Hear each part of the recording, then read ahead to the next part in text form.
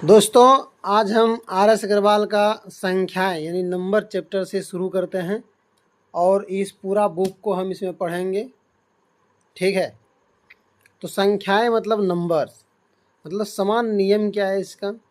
समान नियम है, किसी संख्या को लिखने के लिए 10 अंकों का प्रयोग किया जाता है। ये अंक हैं 0 से 9 तक, ये आपको पता है, बहुत बेसिक बात है कि 0 से लेकर के 9 तक का जो अंक है, इसी अंकों से दुनिया में जितने भी संख्याएं बनते हैं। किसी संख्या को लिखने के लिए हम दाईं ओर से बाईं ओर क्रमशः जाते हैं, यानी 9 के तरफ से 0 के तरफ। ठीक है, यानी कि बाईं ओर से हम 0 से शुरू करके 1 2 3 4 5 6 7 8 9 तक बढ़ते हैं। लेकिन जब कोई संख्या बनानी होती है तब जो है हम दाईं ओर से लिख करके बाईं ओर के तरफ जाते हैं। ठीक है, क्रमशः, जैसे कि इकाई, दाई, सैकड़ा, हजार, 10,000, लाख, 10 लाख, करोड़, 10 करोड़ आदि स्थान लेते हैं, जैसा नीचे तालिका में दिखाया गया है। तो चलिए नीचे तालिका में क्या दिखाया गया है उसको देखते हैं। नीचे तालिका में साधित उदाहरण दिया गया है, जैसे कि है प्रश्न संख्या 1 है, जो कि 4352179068 को शब्दों में लिखिए। ठीक है, तो इसको शब्दों में लिखने के लिए क्या करना पड़ेगा?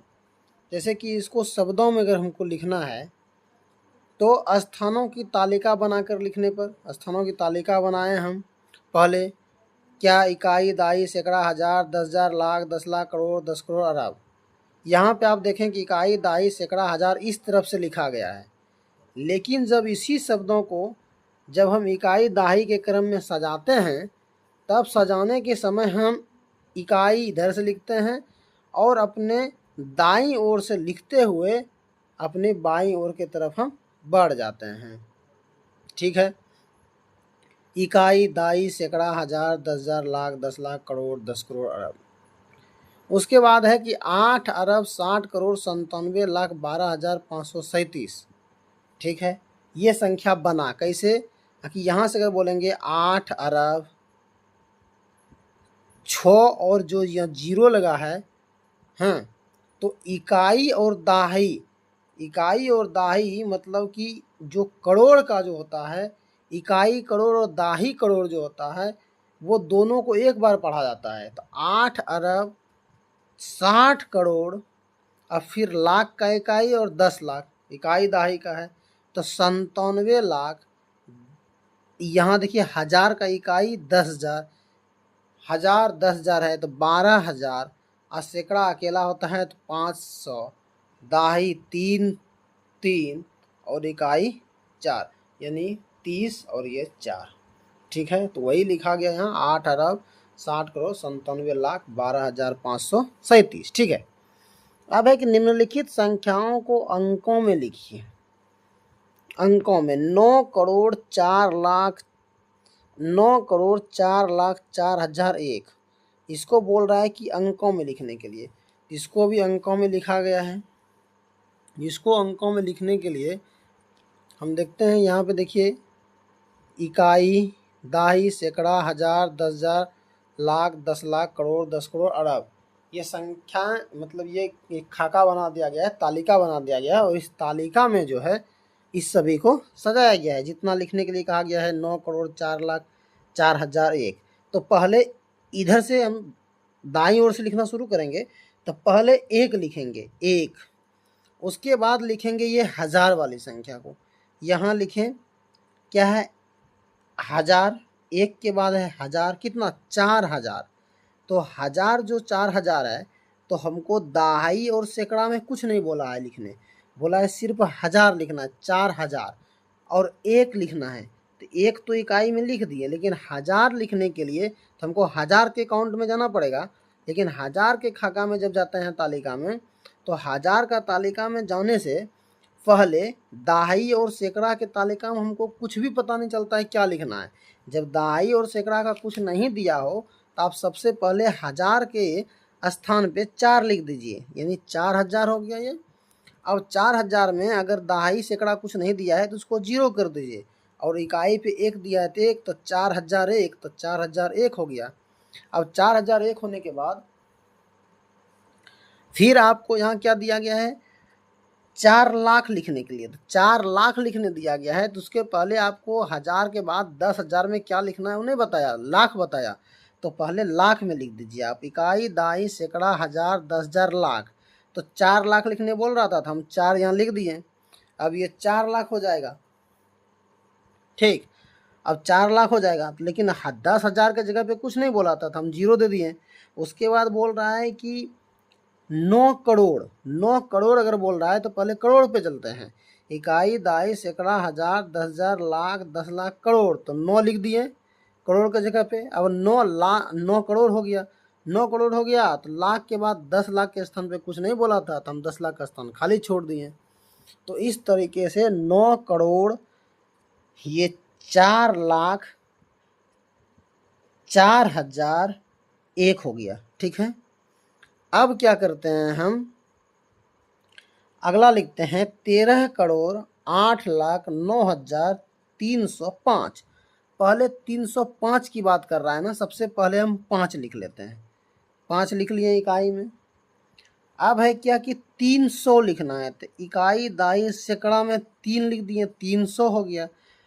अब है क्या कि 9,000 लिखना है, तो 9,000, तो 9 पे 1000 में चलते हैं, इकाई, दाई, सैकड़ा, 1000 में 9 लिख दिए, 9 हो गया। तो उसके बाद फिर 4 लाख लिखना है, 4 लाख, तो 4 लाख, इकाई, दाई, सैकड़ा, 1000, 10,000, लाख। ये तीसरा लाइन था क्या, नहीं, 8 लाख, 8 लाख लिखना था। 5 लिखे, 3,000 लिखे, 9 लाख लिखे, 9 लाख लिख दिए, ठीक है। अब 9 लाख, 9 लाख, 8 लाख 9,000, 9,000, 9 लिख दिए, 8 लाख, तो 8 लाख लिखना पड़ेगा। इकाई, दाई, सैकड़ा, 1000, 10,000, लाख, लाख की जगह पे 8 आ गया, 8 लिख दिए। अब 13 करोड़, 13 करोड़ मतलब कि इकाई, दाही, इकाई, दाही इसमें दोनों होगा, करोड़ का इकाई भी है। 13 मतलब कि 2 संख्या, दो अंक है, 2 अंक है, तो एगो इकाई मतलब करोड़ में जाएगा, एगो 10 करोड़ वाले में जाएगा। तो इकाई, दाई, सैकड़ा, 1000, 10,000, लाख, 10 लाख, करोड़। तो करोड़ मतलब कि 3 करोड़ का था तो 3 खाली यहाँ लिख देते तो हो जाता 3 करोड़, लेकिन 13 करोड़ कर रहा है, इकाई में भी और दाही में भी जाएगा, तो 13 करोड़ लिख दिए, हो गया। उस तरह है कि 40 लाख 3। अब देखिए न, 3 लाख 40, 3 लाख 40 है, तो पहले 40 लिखने के लिए इकाई, दाही को देखेंगे। इकाई में 0, दाई में 4 लिख दिए, तो 40 हो गया। अब बोल रहा है 3 लाख, 3 लाख, तो पहले लाख पे चलते हैं, इकाई, दाई, सैकड़ा, 1000, 10,000, लाख, तो 3 लिख दिए। अगर बोलता है 13 लाख, तो 13 लाख बोलता तो लाख में भी जाता, और मतलब 13 लाख बोल रहा है तो इकाई अंक भी भरना है और 10 दाही अंक भी भरना है। इकाई अंक, दाही अंक दोनों भराएगा इसमें, इकाई अंक और दाही अंक, लेकिन सिर्फ 3 बोल रहा है तो इसका मतलब इकाई अंक सिर्फ भर देंगे, 3 लाख, ठीक है। अब बोल रहा है कि 6 पहले लिखना है, तो 6 लिख दिए हैं। बोल रहा है कि 4,000, तो इकाई, दाई, सैकड़ा, 1000, 4,000, 4 लिख दिए 1000 की जगह पे। उसके बाद बोल रहा है कि 1 अरब, 1 अरब, तो अरब पे चलते हैं, इकाई, दाई, सैकड़ा, 1000, 10,000, लाख, 10 लाख, करोड़, 10 करोड़, अरब। अरब में 1 लिख दिए। अब ये 1 अरब है, अगर 10 अरब बोलता या 14 अरब बोलता, 12 अरब बोलता तो दोनों होता, इकाई अरब में और 10 अरब दोनों में, लेकिन सिर्फ इकाई बोला है तो इकाई में लिख दिए और बाकी में 0 डाल देंगे, बन गया। इस तरीके से आप कोई भी संख्या बना सकते हैं। अब दी गई अंकों में जातीय और स्थानीय मान के बारे में बताया गया है। जातीय मान होता है, देखिए जात कभी भी चेंज नहीं हो सकता है, जात कभी भी चेंज नहीं हो सकता है, और स्थान भले चेंज हो सकता है। हमारा 9 का घर अगर यहाँ पे है, अगर हम इसकी बात करें कि 9 का दी गई संख्या में किसी अंक का जातीय मान का अगर बात कर रहा है, अगर यहाँ पे 9 दिया गया है तो 9 अपना घर कभी भी बदल सकता है, मतलब स्थान बदल सकता है, यहाँ भी आ सकता है, यहाँ भी आ सकता है, यहाँ भी आ सकता है, यहाँ भी आ सकता है। हम 5 को उठा के यहाँ दे देंगे, 9 को उठा के यहाँ देंगे, स्थान तो बदल देगा। लेकिन अगर कहे कि 9 अपना जात बदल देगा, तो जात बदलना कभी संभव नहीं है। अगर हम जो कास्ट में आते हैं, अगर हम ओबीसी हैं तो ओबीसी में ही रहेंगे, है कि नहीं। इसीलिए नो है तो उसको नो ही हमेशा कहा जाएगा, उसका जात नो ही होगा, उसका जात चेंज नहीं होगा, लेकिन स्थान चेंज हो सकता है। अगर नो यहाँ इकाई है तो वो जाकर के सैकड़ा, हजार, 10,000 कहीं भी जा सकता है, ठीक है। उसके बाद इसमें से एक टिप्स और दिए हुए हैं, पूर्ण संख्या, प्राकृत संख्या, सम संख्या, विषम संख्या, भाज्य और अभाज्य संख्या। इसको आप जरूर याद रखें, इसको आप जरूर याद रखें। उसके चलते हैं अगले पेज में। अब शुरू करते हैं, दी गई संख्याओं में अंक का स्थानीय मान। स्थानीय मान मतलब होता है जैसे कि एक दी गई संख्या में इकाई अंक का स्थानीय मान, इकाई अंक अगर 1 है तो स्थानीय मान उसका 1 होगा। अगर दाही अंक का स्थानीय मान तो जीरो के बाद जो होगा, इकाई के बाद दाही, उसका स्थान दाई में ही हमेशा रहेगा, तो उसका दाई स्थानीय मान होगा। सैकड़ा का स्थानीय मान सैकड़ों में, तो इकाई दाई सैकड़ा जो होगा वो सैकड़ा में होगा। तो बोल रहा है प्रश्न 3 कि इतने में 6, 3, 8 और 7 में प्रत्येक का स्थानीय मान लिखिए। स्थानीय मान मतलब होता है जिस स्थान पे वो है। अगर इकाई पे है तो हम लिखेंगे कि ये इकाई पे है। जैसे कि 9 का बात करें हम, तो ये इकाई पे है, तो 9 जो है 6 का स्थानीय मान, तो 6 इकाई दाही पे है, तो 6 दाही पे है तो इकाई दाही हो गया। अब 3 का बात बोले तो 1, 2, 3, 4, यहाँ 3 है, तो इकाई दाही सैकड़ा हजार, हजार के स्थान पे है 3, तो इकाई दाही सैकड़ा हजार, 3 डाल के हजार तक उसको पहुँचाएंगे, 3 डाल दिए हैं। उसके बाद इकाई दाही सैकड़ा हजार तक पहुँचाएं। 8 का स्थानीय मान अगर पूछेगा हमको, तो 8 का स्थानीय मान जो है कहाँ है, इकाई दाई सैकड़ा हजार, 10,000 और लाख, तो इकाई दाई सैकड़ा हजार, 10,000, लाख के स्थान पर तक पहुंचा दिए इसको। इसी तरीके से जो भी स्थान कहेगा वहां तक हमको क्या करना पड़ेगा, पहुंचाना पड़ेगा, ठीक है। अब अगला देखते हैं कि सम संख्याएं किसे कहते हैं। यहाँ क्या बोल रहा है, सम संख्याएं किसे कहते हैं। जो पूर्ण संख्या 2 से पूर्णतः विभक्त हो उसे क्या कहते हैं, सम संख्या कहते हैं। और अगला बात है विषम संख्या किसे कहते हैं। जो पूर्ण संख्या 2 से पूर्णतः विभक्त न हो उसे विषम संख्या कहते हैं, ठीक है। जैसे कि 1, 3, 5, 9, 7 ये सब तो छोटा मोटा बात है, आप लोग जानते ही होंगे, लेकिन शुरुआत कहीं से करना पड़ता है। शुरुआत यहीं से, जब बुक में दिया हुआ है तो शुरुआत यहीं से होगी, यहीं से हम शुरुआत किए हैं। अभाज्य संख्याएं क्या है, अभाज्य संख्या ऐसे है जिस पूर्ण संख्या में के केवल 2 गुणनखंड हो उसे अभाज्य संख्या कहते हैं। या अभाज्य संख्या उसे कहते हैं जो स्वयं और एक के अलावा किसी से नहीं कटे उसे अभाज्य संख्या कहते हैं, ठीक है। जो स्वयं एक से कटता हो और अपने आप से कटता हो, उसके अलावा किसी से नहीं कटता हो, तो उसे अभाज्य संख्या कहते हैं। अब यही दिया है कि 100 से बड़ी संख्या की जांच करना कि वो अभाज्य है या नहीं है, इसका कुछ नियम है। ये नियम थोड़ा अलग टाइप का है लेकिन फिर भी ठीक है। जैसे कि 100 से कोई बड़ी संख्या है, उसको अभाज्य संख्या जांच करना है वो है या नहीं है, तो उसके लिए एक नियम है कि जैसे 173 दिया हुआ है, जांच कीजिए कि निम्नलिखित में से कौन सा अभाज्य संख्या है या नहीं है। जैसे 173 दिया है तो 173 के बाद जो इसके सबसे करीबी अभाज्य, मतलब जैसे कि 14 के स्क्वायर करेंगे तो 196 आएगा, इससे थोड़ा सा बड़ा हो जाएगा। तो अगर जैसे इससे थोड़ा सा बड़ा हो जा रहा है या इसके लगभग में एकदम जो सबसे करीबी आ रहा है, तो उसमें करेंगे कि 14 के बाद जितने भी अभाज्य संख्याएं होंगे, या सीधा मानिए कि जो 173 है इससे थोड़ा सा बड़ा, जैसे 13 करेंगे तो 169, 13 का अगर आप वर्ग देखेंगे, 13 का वर्ग 169 होता है, तो 169 का अगर हम बात करते हैं वो थोड़ा सा इससे छोटा हो जाता है, तो 169 नहीं दे करके हम 14 का करते हैं, 196 हो जाता है। तो 14 का 196 वर्ग होता है और ये 173 है, यानी कि इसका मतलब इससे थोड़ा सा ज़्यादा बड़ा है। अगर थोड़ा सा ज़्यादा बड़ा हो तो कोई बात नहीं, चलेगा, थोड़ा सा ज़्यादा बड़ा जाना है।